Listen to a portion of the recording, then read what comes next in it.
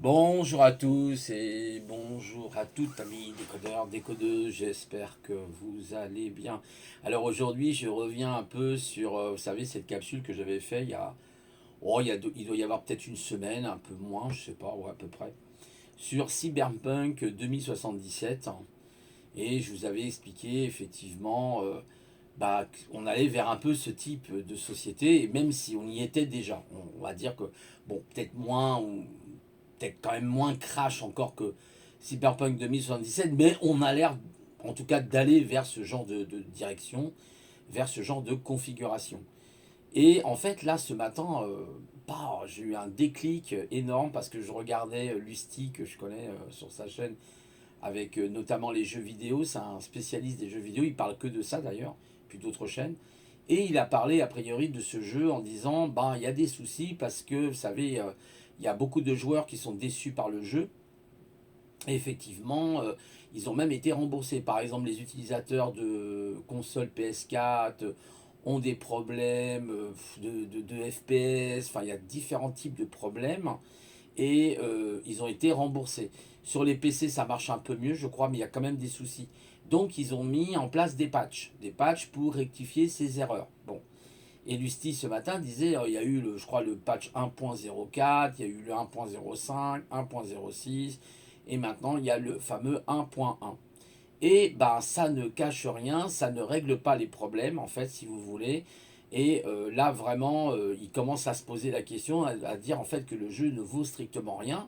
Parce que si on met des patchs pour ramener d'autres problèmes, ou en tout cas faire semblant, comme il dit d'ailleurs Lusty, il explique que, a priori, sur le jeu, même, ils ne disent pas, par exemple, sur le gameplay, pardon, s'ils ont rajouté par exemple tel élément, ce qui est énervant, c'est vrai, parce qu'ils n'ont pas besoin de le cacher. Je vois pas trop l'intérêt de le cacher, de ne pas le dire qu'ils ont rajouté ça ou ça ou ça sur le gameplay. Et ensuite, c'est pour les joueurs, c'est problématique. Bon, moi, je suis pas vraiment un féru des jeux, mais de temps en temps, pour me détendre, ça m'arrive de jouer un peu. Voilà, il n'y a rien de mal à ça. Et en fait, pourquoi je fais cette rétroaction par rapport à l'autre vidéo que j'ai faite, je recrée une rétroaction, c'est pour dire que j'avais comparé effectivement Cyberpunk à notre société. Regardez, c'est quoi les patchs aujourd'hui? C'est tout le bordel que vous voyez. Il n'y a rien qui tient. Donc en fait, Cyberpunk, est-ce que vraiment ça va fonctionner? C'est aussi, vous voyez, cet espoir en fait de cette société qui cloche un petit peu, qui marche, qui tendine un petit peu sur le pied gauche, un petit peu sur le pied droit. Donc on peut se dire, mais où c'est qu'on va, quoi? Quel va être le prochain clash? Et en fait, on s'aperçoit par exemple que la campagne de picolisation se passe pas très bien, qu'il y a des problèmes dans aussi le reçu des picouses. Il y a plein de problèmes aussi au niveau, vous voyez par exemple, ils savent plus trop quoi faire au niveau du couvre-feu et du confinement. En fait, il y a tout un bordel. Il y a tout un bordel. Donc, ils rajoutent à chaque fois des patchs. Mais à chaque fois qu'ils rajoutent un patch, alors un patch, ça pourrait être considéré comme une annonce, considéré comme une action chez eux, chez les oligarques. Et on s'aperçoit que ça ne marche pas tant que ça. C'est le bordel. Et moi, je suis bien content que ça soit le bordel, justement. Il faut que ça soit le bordel. Comme un peu dans le jeu Cyberpunk. Vous voyez, c'est le bordel, donc le jeu ne marche pas très bien. Ils ont beau à chaque fois rajouter des patchs, et j'ai fait le parallèle avec ça, j'ai trouvé ça très flagrant en fait. Très flagrant. Très flagrant. Vous voyez que cette société du consumérisme, bien sûr, arrive un peu à sa fin. Et puis les modèles tels qu'ils veulent nous les mettre, vous voyez, ils veulent nous les mettre à l'envers. Voilà, donc aujourd'hui on a plutôt l'impression de rentrer dans une introduction du communisme globalisé qu'on risque d'avoir avec cette nouvelle gouvernance mondiale, qui serait plus une forme de communisme, techno-communisme en fait on va dire, avec les technologies, les GAFAM et autres. Et on voit bien qu'ils ont beau mettre des patchs, mais ça marche pas tant que ça. Vous voyez, c'est ça l'espoir qu'il faut se dire dans ça. Et pourquoi ça marche pas tant que ça? Parce que tout simplement, il y a le bordel qui est mis certainement par moi qui certainement. Bien sûr, ça serait intéressant de regarder ça. Le bordel est mis pour que évidemment tout soit le plus reculé possible avant qu'arrive ce grand reset. Parce qu'à partir du moment où il y aura le grand reset, Et ben là, on va rentrer dans un nouveau monde qui sera la dictature, quoi. Voilà, il faut dire les choses comme elles sont. On est en dictature déjà, mais là, ça sera la véritable dictature. Vous ne pourrez même plus utiliser les réseaux sociaux pour avoir des opinions politiques, parce que sinon, vous serez poursuivi par une police de la dictature qui viendra toquer à votre porte et vous embarquer, comme en Chine. Voilà, il faut savoir que par exemple les opposants en Chine sont embarqués. S'ils essayent de s'opposer au parti, au PCC, ils risquent d'avoir de petits soucis. Hein, vous avez vu pendant l'histoire du Covid ce qui s'est passé pour certains alerteurs. Donc on va arriver vers ce type de société. Et ça commence déjà même à arriver en Europe. En Australie, il y a eu des gens qui ont été arrêtés. Ouais, il y a même un jeune, là ça s'est passé en France, il n'y a pas besoin d'aller plus loin. Dans notre propre pays, il y a eu un jeune, je crois, qui pêchait avec une canne à pêche. Il a fait la garde à vue. Vous voyez, le moindre mot que vous allez dire bientôt sera retenu contre vous. Donc si ce mot ne va pas avec la gouvernance mondiale, ne va pas avec les politiques, vous risquez d'être sanctionné. On a un président qui nous dit qu'il y a 66 millions, comme par hasard. Pourquoi c'est pas 65? Pourquoi c'est pas 67? Non, c'est 66. Voyez, et en plus, il nous fait un petit clin d'œil satanique pour se foutre de notre gueule. Voyez, tous ces gens savent très bien ce qu'ils font. C'est pour ça quand j'entends des fois les gens qui disent le gouvernement est stupide, le gouvernement est bête, le gouvernement ne sait pas trop quoi prendre comme décision, arrêtez. Arrêtez, le gouvernement est dans une planification qu'il est en train de dérouler. Il a une feuille de route qu'il est en train de suivre, c'est tout. Arrêtez de dire que le gouvernement il est stupide. Il n'est pas si stupide que ça. Il peut paraître stupide, je veux bien vous l'accorder, mais il n'est pas si stupide que ça. Il sait très bien ce qu'il fait, ne vous inquiétez pas. Ils essayent de gagner du temps pour le grand reset. Et ce grand reset inclut évidemment la picoisation. Pourquoi parce que nous allons passer dans un monde de contrôle absolu avec la 5G et compagnie. Ils verront les gens. Il y a des gens qui vont dire oui, mais la 5G c'est très bien. Oui, oui, d'accord, c'est très bien. Mais dans quel sens ça va être très bien? Il faut se poser la question. Si c'est pour des industriels, oui, la 5G sera utilisée par des industries, mais ça sera des industries robotisées. Donc beaucoup de gens vont perdre leur emploi, il faut le savoir. Et qu'est-ce qu'on va faire de ces gens? On va leur donner le revenu universel? Non, ils ont décidé de liquider la population d'une manière ou d'une autre, d'accord? Par la picoisation et par le fait de vous planter dans votre économie. Demain, s'il y a un grand reset, on risque de perdre tout ce qu'on a sur notre compte bancaire. C'est quand même très grave ce qui va se passer. Voilà, il faut bien se mettre ça dans la tête. Donc voilà, donc là évidemment les banquiers ne faudra pas qu'ils sortent de leur banque, parce qu'ils auront des petits problèmes je pense. Mais les gens, on ne réalise pas pour le moment. On va le réaliser après. C'est après, on va dire, waouh, le choc que ça va être, va être une douche, même pas froide.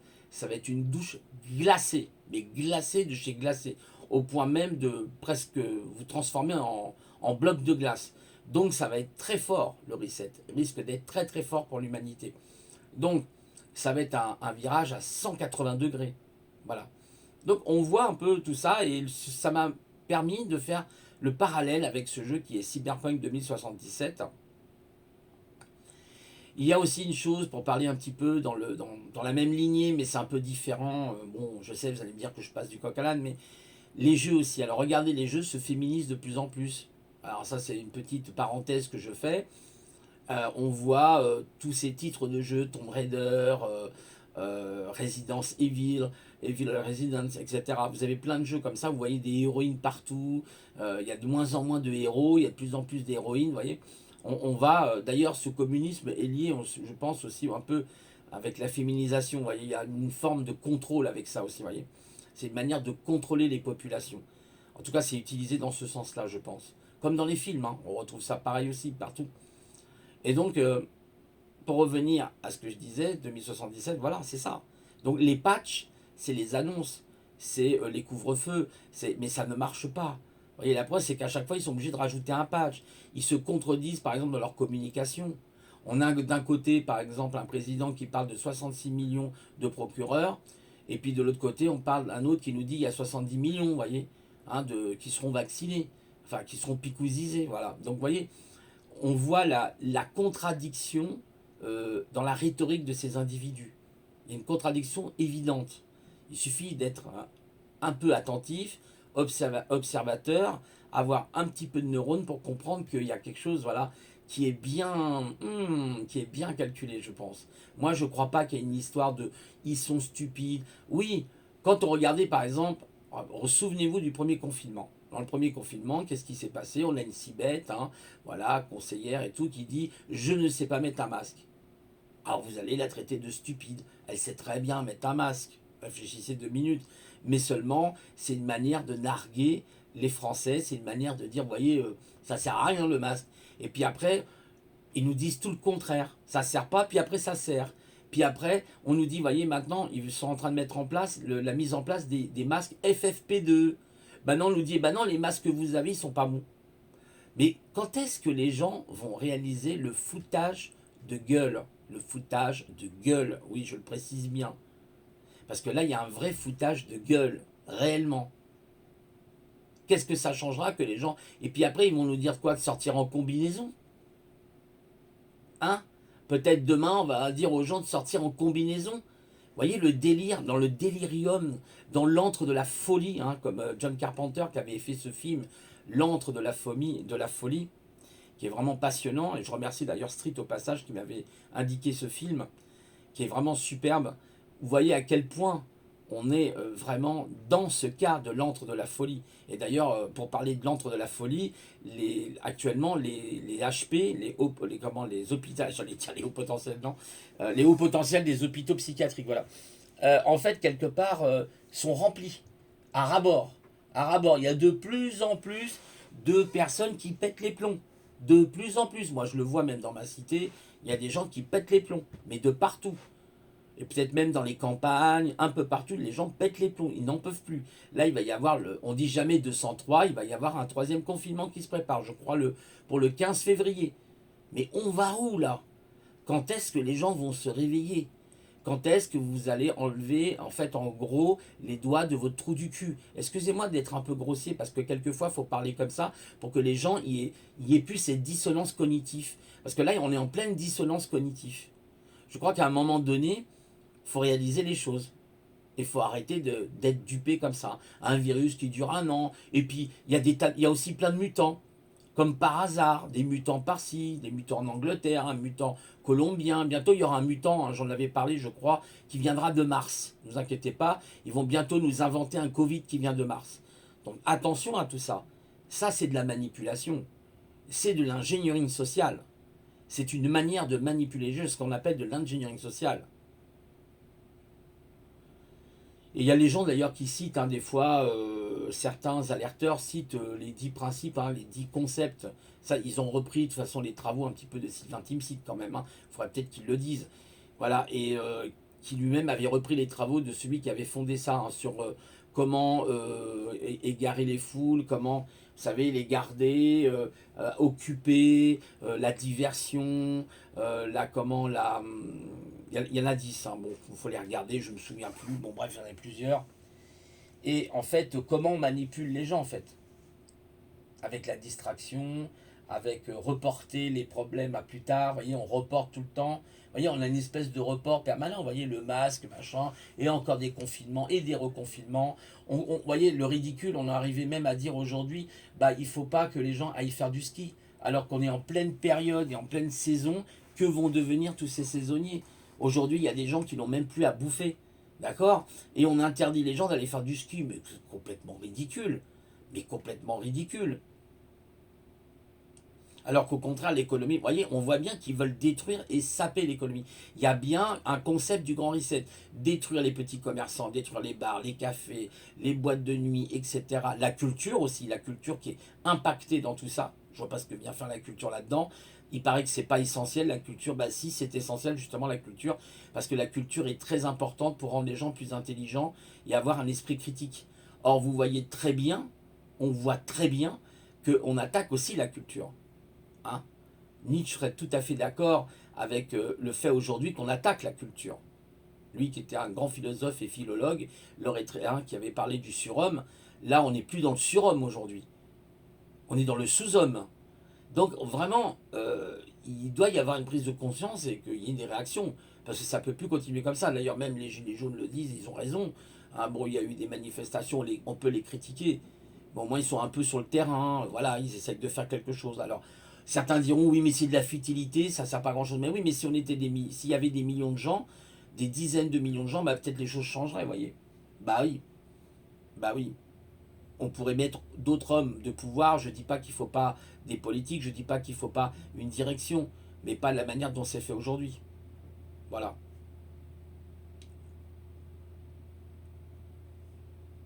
Donc, ouais, ça m'a fait réfléchir, Cyberpunk, là. Et, bah oui, on peut se dire vraiment, voilà, quoi, on est en plein Cyberpunk, en fait, hein. On est enfin, j'avais même fait une petite vidéo très caustique, un petit peu marrante, rigolote, mais dans le sens caustique, qui est Gollum, hein. On est dans le monde de Gollum. Alors, je veux mon précieux, rappelez-vous, hein. C'est quoi ton précieux? C'est la picorisation. Ah bon, c'est la picorisation, piqûre, oui, oui, c'est ça que je veux, mon précieux, vous voyez? Ah, c'est vraiment ça, on est vraiment dans ça. Et rappelez-vous, d'ailleurs, je souligne que c'était Jack Light qui m'avait fait le commentaire en disant, c'est pas moi, ça vient pas de moi justement, ça vient de lui, parce que moi je me souvenais plus qu'à la fin, le fameux Gollum se jette dans le vide, il est jeté dans une espèce d'abysse où il y a le lac de feu, et il arrive à la fin à passer quand même le fameux, la fameuse bague, mais bon, il va, voilà, hein, c'est fini pour lui, il est tombé dans le lac de feu. Bah, c'est comme ça que cette humanité va finir, dans le lac de feu. Et elle est bien partie pour, là. Il n'y a, pas de, il y a pas de raison. Voilà, donc, vous voyez, toutes ces choses... voilà, alors on dit, alors j'écoutais, vous voyez, je vais faire le lien très rapide avec une personne là, qui parlait justement de l'ère du Verseau, et comme par hasard, je ne sais pas si c'est un hasard, si c'est fait exprès, mais ça m'agace un petit peu. Franchement, ça commence à m'agacer. Il y a des personnes qui commencent à dire, mais l'ère du Verseau, vous comprenez, ça cache aussi des choses pas forcément très reluisantes. L'ère du Verseau, c'est la technologie. Oui, c'est la science, la technologie. Ça représente le dieu Enki, qui est un dieu qui effectivement a des connaissances sur la technologie. Nous en profitons, mais n'oublions pas qu'aujourd'hui, nous sommes envahis par les bestioles. En gros, des gens qui sont pas très, voilà, hein, qui aiment bien le sang, qui aiment bien, vous voyez, les sacrifices, vous voyez ce que je veux dire. Hein, on en est là aujourd'hui quand même, hein. Enfin, peut-être pas l'oublier quand même, hein. Voilà. Et donc, bah, qu'est-ce qu'il a à voir là-dedans? Non, tant qu'on vivra dans une société, le vrai verso, ça sera pas ça du tout. C'est pas lié spécialement à ça. Donc vous voyez, il y a tout un amalgame qui est fait. Et je veux dire, encore encore les attaques, hein, dues à nous, hein, comme d'habitude, qui utilisent ces soi-disant astrologues, hein, qui sont incapables d'ailleurs de vous prévoir beaucoup de choses, hein, dans beaucoup de cas. Je ne sais pas si vous l'avez observé. Moi, je regarde justement, j'observais ça pour voir par curiosité, hein, c'était plus par curiosité. Mais je me suis aperçu que bon, il y a beaucoup de choses qui sont du flanc. Il n'y a rien qui se réalise, ou très peu, ou si peu. Vous voyez, c'est très très rigolo. Ça, on voit vraiment que même cette science-là, en fait, soi-disant, c'est pas même pas une science pour moi, hein. C'est du, voilà, c'est comme dirait Nietzsche, c'est du paranormal, c'est de l'au-delà, c'est du vent. Enfin, c'est des trucs qui, vous voyez, moi aussi, je peux dire, voilà, je me fais astrologue et je dis, ouais, il va se produire ça, et puis il va se produire ça. Oui, alors bien sûr, il y a des aliments planétaires, tout ça, certes. Mais en attendant, bon, il y a des choses dans ce qui est dit qui ne sont pas exactes. Voilà, qui ne sont pas exactes. C'est comme ces gens qui vous prévoyaient la destitution de Macron. Mais Macron, il est toujours au pouvoir, que je sache. Vous voyez? Donc il faut faire très attention à toutes ces choses-là, parce qu'en réalité, ça nous amène dans des voies sans issue. Cette astrologie, que ça soit l'astrologie, hein, surtout l'astrologie peut-être mal pratiquée, et en plus, bon, qui est quand même sous l'influence, je dirais pas forcément des très bonnes influences, voilà, qui les trompent, justement des influences qui les mettent. Vous savez, c'est comme ces fameux anges, hein, les gens qui parlent des anges. Oui, j'ai mon ange gardien. Nanana. Attention, parce que les anges étaient aussi ceux qui allaient rapporter tout à Dieu. C'était des vrais, enfin, c'était carrément des cafeteurs. C'était des vrais cafeteurs. Vous prenez la Bible, hein, vous regarderez, et les anges vinrent vers Yahvé, et puis ils parlaient comme ça, vous voyez, sur les humains. Ils disaient, ils ont fait ça, les humains, ils ont fait ci, vous voyez. C'était des vraies cafetières. Des vrais, voilà, c'est vraiment, faut quand même comprendre ça.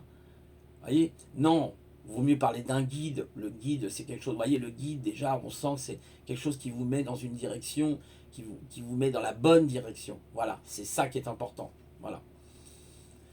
Attention mes amis, parce qu'il y a beaucoup de choses comme ça, il faut avoir la tête bien sur ses épaules et faire attention à toute la poudre. Vous savez, là, c'est comme ces trucs qu'on utilise pendant les fêtes, vous savez, ces espèces de paillettes qui brillent de partout.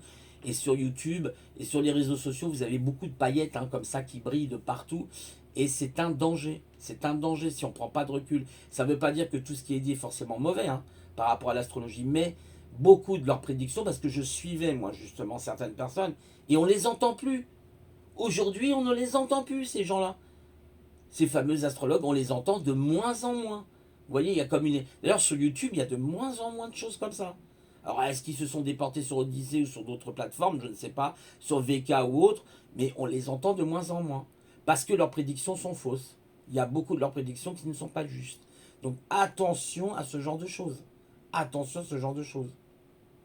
Il y a eu de vrais, par exemple, vous voyez, là, du coup, là, je dirais, par exemple, vous avez eu des vrais astrologues. Par exemple, Nostradamus il a dit des choses qui ne se sont pas réalisées, mais il y a des choses qui se sont beaucoup, la majorité de ce qu'avait dit Nostradamus, c'est réalisé. Quand on reprend les quintrains, il y a beaucoup de choses qui se sont auto-réalisées, qui se sont réalisées. Là, on pourrait dire, on avait affaire à un astrologue, mais d'une puissance incroyable, parce que je ne sais plus quel siècle c'était Nostradamus, je crois que c'était le 16e ou 17e siècle, mais c'est incroyable ce qu'il a pu prédire. C'est hallucinant. Et il y a des choses qui se sont effectivement réalisées. Mais pas tout, pas tout. Il parle des pistules, ou un peu comme dans la Bible, vous savez, par rapport, voilà, hein, par rapport à la picoisation, ils auront à la fin des temps des choses comme ça. Et oui, vous verrez, vous allez voir, ça va être assez, et ben, waouh, vous dites, quand même, il a vu des choses très très loin, quoi. Voilà, et ça c'est intéressant, à la limite, vous voyez. Alors après, il y a des personnes, très bien, mais c'est ce que je vous ai dit, même en consultation, l'astrologie, c'est vous voulez entendre ce que vous voulez entendre. C'est comme moi, je vous parle, et ben vous êtes peut-être content parce que vous avez eu dans ce que j'ai dit, dans mes paroles que j'ai prononcées, quelque chose qui vous a, à un moment donné, boum, à dire ah oui, oui, c'est très intéressant ce qu'il dit. Mais est-ce que c'est vrai ce que je dis? Il est là le problème, parce que même dans ce que je dis, il n'y a pas forcément toute la vérité. Vous voyez, je n'ai pas non plus la science infuse, je ne me permets pas. Moi, je ne suis pas quelqu'un qui veut se mettre en avant en disant, voilà, j'ai la science infuse, j'ai la connaissance, je sais tout, je suis la quintessence de l'univers, j'ai la connaissance absolue. Moi, je ne serais pas comme certaines personnes hein, qui traitent les autres de décervelés. Ah, moi, je trouve ça vraiment choquant, hein. Des gens comme ça qui veulent se la raconter, qui sont plus intelligents que tout le monde. Voilà, ils se prennent pour Dieu, quoi. Il y a des gens qui ont remplacé, enfin, pour Dieu, ils se prennent pour l'univers, hein, tout simplement. Ils croient tout savoir, tout connaître. Non, non, non, mon ami, tu apprendras que tu as encore beaucoup de choses à apprendre de ta vie et tu verras avec le temps et l'expérience que tu t'es trompé. Voilà, tu verras, la vie va te redresser comme elle m'a redressé et qu'elle continue à me redresser. Voilà. Je crois que c'était Socrate qui dit je sais que je ne sais pas. Voilà, dans la philosophie, on sait qu'on ne sait pas. Donc il faut avoir un peu d'humilité. Malheureusement, on a des gens qui sont bourrés, pour le coup, bah, peut-être d'ego, je ne sais pas, en tout cas sur deux. Bon, ça c'est sûr, c'est le cas de le dire. Et qui pensent tout savoir et tout connaître. Non, on a toujours à apprendre. Chaque jour, on apprend. Voilà. C'est bien prétentieux de dire que l'on sait les choses et que les autres sont des idiots et on les laisse pas parler. Souvent d'ailleurs, même dans certains lives, vous avez des personnes, par exemple, ils vont pas vous laisser parler, ils vous coupent la parole. Vous pouvez même pas finir votre phrase. C'est pour ça que moi j'ai arrêté. À un moment donné, je montais dans certains lives, j'ai encore monté hein, dans certains lives, ça m'est arrivé, je vous cache pas, même chez Los Locos, je suis monté il y a pas très longtemps, mais pas, c'est rare, c'est assez rare, je monte pas souvent. Maintenant, de moins en moins. Parce que sur certains lives, vous ne pouvez pas parler. Vous ne pouvez pas parler sans être coupé. C'est-à-dire, vous n'avez pas fini votre phrase, votre explication, qu'on vous coupe déjà la parole. Alors, je sais que c'est pas toujours facile, parce que dans un live, c'est vrai qu'on ne voit pas forcément la personne, où il faut lever le doigt, il y a des choses comme ça. C'est vrai que ça ne peut pas forcément être simple. Puis il faut aussi savoir s'arrêter soi-même à un moment donné. Voilà, c'est ça aussi. Il faut savoir synthétiser ce que l'on a à dire. Mais quand même, vous avez des fois des gens, vous pouvez rien dire, qu'on vous coupe la parole. On vous coupe la parole. Voilà. Moi je sais, tais-toi, toi tu sais pas, moi je suis plus intelligent que toi. Voilà. Eux, ils ont fait des études, hein, certains ont fait des études, hein, ils ont fait 10-15 ans d'études, ils sont devenus professeurs en université, ils se sont mis comme personnages physiciens, et chimistes, que sais-je encore. Voyez, au lieu d'avoir plutôt du recul, de l'humilité, de dire je sais que je ne sais pas, comme dirait Socrate. Et ça, c'est très important. Pareil sur les sources d'information, il faut faire super gaffe aux sources d'information qu'on récupère. Il faut essayer de croiser plusieurs sources d'information, pas une seule, mais plusieurs. Parce qu'il y a beaucoup de choses qui sont dites, par exemple sur Internet, qui sont des fakes. Et il y a beaucoup de fakes qui tournent aujourd'hui. Il faut faire très attention. Très très attention. L'espoir, je vous ai toujours dit, pour moi, ce qui est très important, dans un premier temps, après il faut voir la suite bien sûr, mais dans un premier temps, moi pour moi en tout cas, c'est mon avis, ça ne tient que moi, ça n'engage que moi, c'est le travail sur soi. Il n'y a pas de mystère. Si on fait un travail sur soi, il y en a des outils, je vous ai dit, il y a la méditation, vous avez la PNL, là par exemple, alors il y en a qui disent, ouais, la PNL, bah, essayez de s'intéresser à la PNL, vous verrez, ça existe depuis les années 70, la programmation neurolinguistique, c'est très intéressant, il y a des choses très intéressantes qui peuvent vous aider à développer, par exemple, la PNL peut vous aider à aboutir à vos objectifs, ça peut être intéressant, il faut le prendre du bon côté, voilà. Et puis après, vous avez d'autres outils. Voilà. Et puis après, il y a comment dire, le fait d'avoir une activité physique, le fait de manger correctement, etc., etc. C'est vrai, c'est pas simple. Je vous avoue qu'on a tous on a tous des travers. Qui n'a pas de travers, hein? Vous savez, c'est un peu cette parole, je crois, du Christ qui disait que celui qui n'a pas péché jette la première pierre, hein, quand il parlait de Pierre, d'ailleurs, je crois que celui qui n'a pas péché puisse jeter la première pierre. Il n'y en a aucun qui a jeté la pierre parce qu'ils ont tous péché. Bon, alors le péché, c'est une autre histoire, on est d'accord. Hein, il y a un peu de culpabilisation derrière tout ça. Bon, c'est aussi une arme qui est très utilisée. Mais ils n'ont pas atteint l'objectif, quoi. Voilà, à qui ce n'est jamais arrivé. Voilà. Donc il faut prendre du recul et avoir une once un petit peu quand même d'humilité. Malheureusement, bah, il y a beaucoup de gens qui s'engagent dans des trucs là et ça tourne pas rond, quoi, tout simplement. Vous savez, bien malin, qui connaîtra la vérité? Parce que la vérité, ben, elle a plusieurs facettes, hein. Voilà, hein. C'est ce que je dis toujours, c'est l'exemple du rond-point. Vous avez été témoin d'un accident, mais vous l'avez vu sous un angle, mais votre voisin l'a vu sous un autre angle. D'autres observateurs l'ont vu, ont eu une vue aérienne, donc à un angle différent. Vous voyez, c'est pas simple, c'est pas quelque chose qu'on arrive à. On n'a pas une conception de la vérité. C'est quelque chose qu'il faut vraiment travailler sous tous les angles. Par exemple, certaines personnes, je vois, par exemple, très cartésiennes, justement, très scientifiques, vous disent on ne mélange pas la spiritualité par exemple, avec la science. Bon, les spirituels avec la science. Mais on voit aussi que maintenant, on s'aperçoit que maintenant il y a des scientifiques un petit peu plus ouverts, que quand même, dans le côté spirituel, il y a des choses intéressantes à voir. Voyez, par exemple, là, je lisais un article sur la télépathie, et ben la science s'intéresse de plus en plus à ces domaines-là, pour voir s'il n'y aurait pas des liens physiques.